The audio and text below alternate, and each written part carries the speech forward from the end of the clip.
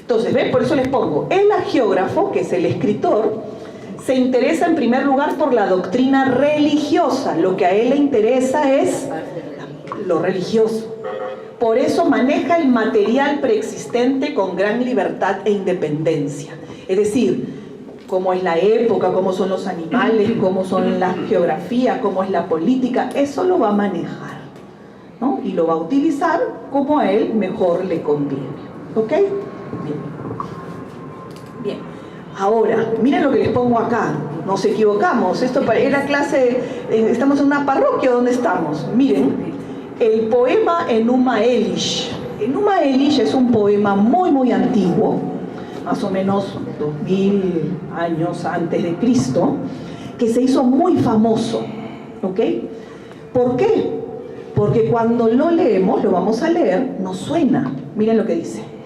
Cuando en lo alto del cielo aún no había recibido nombre, cuando abajo la tierra aún no tenía nombre, cuando Apsu, el primordial, el padre de los dioses, y Munu Tiamat, madre de todos ellos, tenían mezcladas todavía sus aguas, cuando aún no crecía arbusto ni junco, cuando aún no existía ninguno de los dioses, cuando aún no había sido determinado nombre ni destino alguno, entonces en medio de ellos fueron formados los dioses.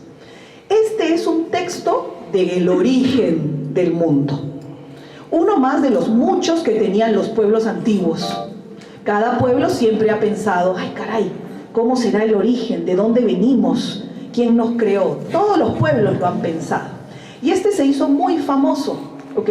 Se empezó a estudiar, a analizar, a comentar sobre él. ¿Por qué? ¿Por qué?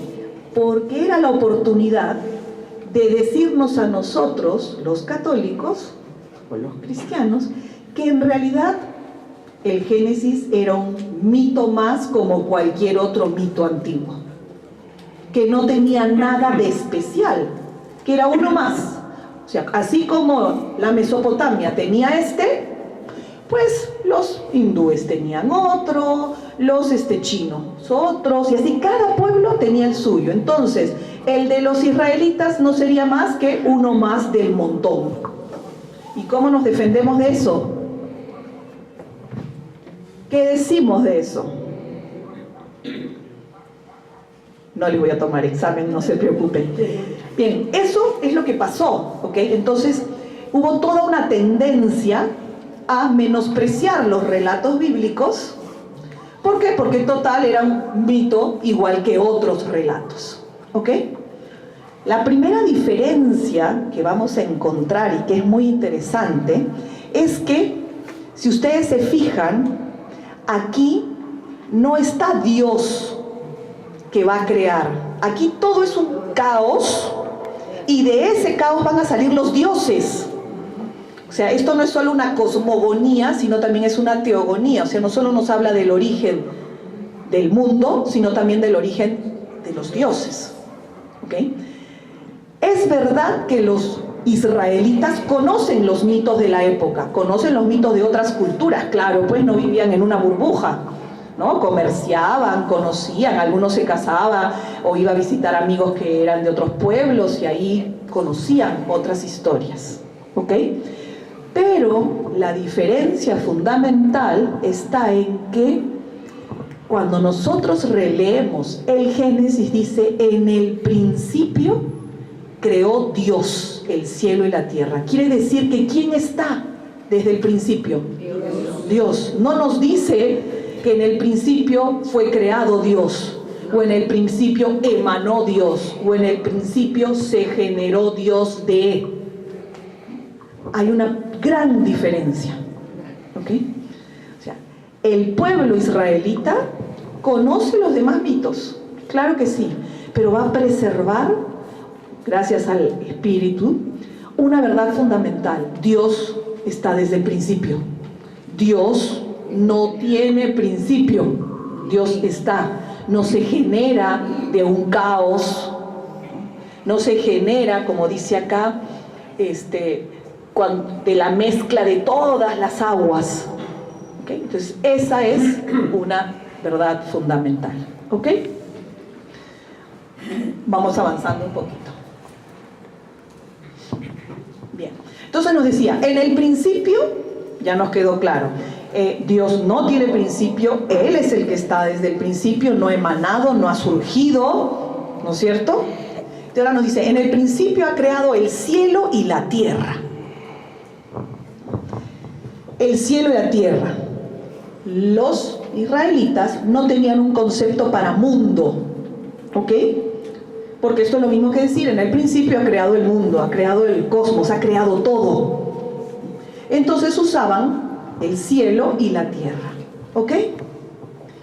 Ahora, decir que ha creado significa que lo que crea tiene consistencia propia, tiene sus reglas propias, sus leyes propias. Por ejemplo, esto no es una creación mía, ¿no es cierto? Porque es parte de mí. Si yo pienso que todo sale de Dios, no estoy hablando de una creación con consistencia.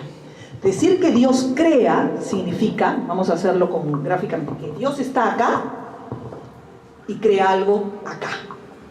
Entonces, ¿eso que ha creado cómo es? Independiente, de alguna manera independiente, de alguna manera, con leyes propias, ¿no?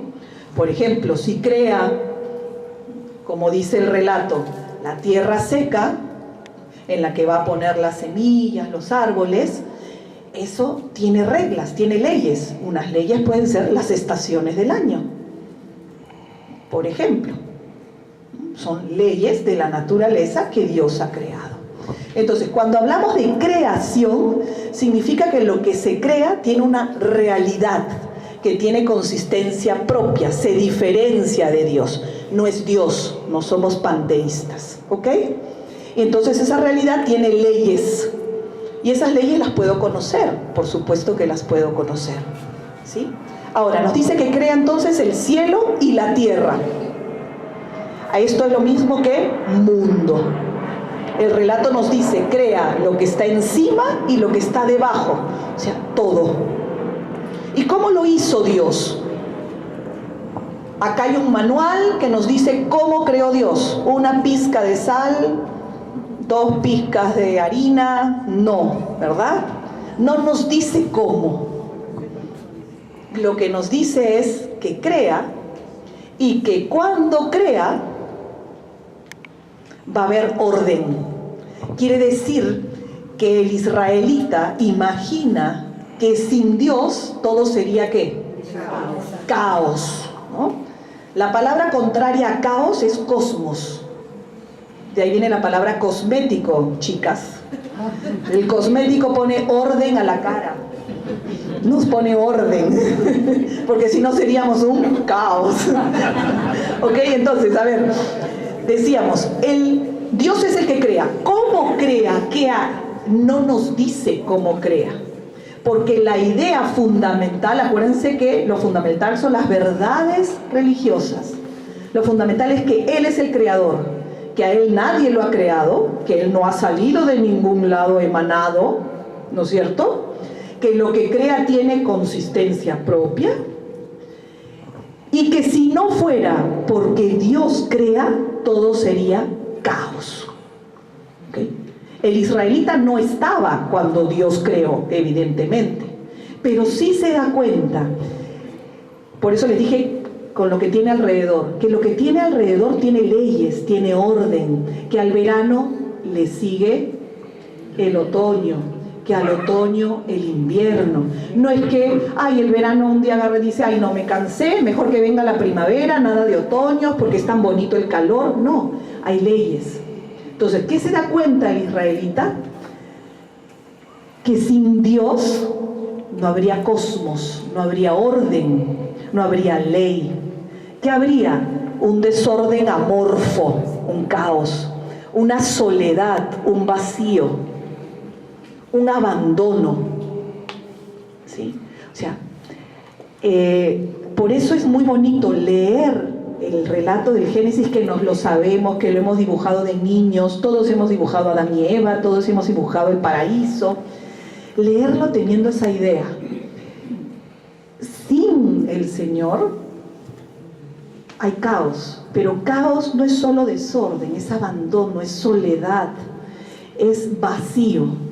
Y así es como nos lo están presentando. No tanto cómo lo crea, sino que lo fundamental que Él, que es omnisciente, va a crear con un orden. ¿Por qué? Porque sale de Él mismo ese orden. ¿Sí?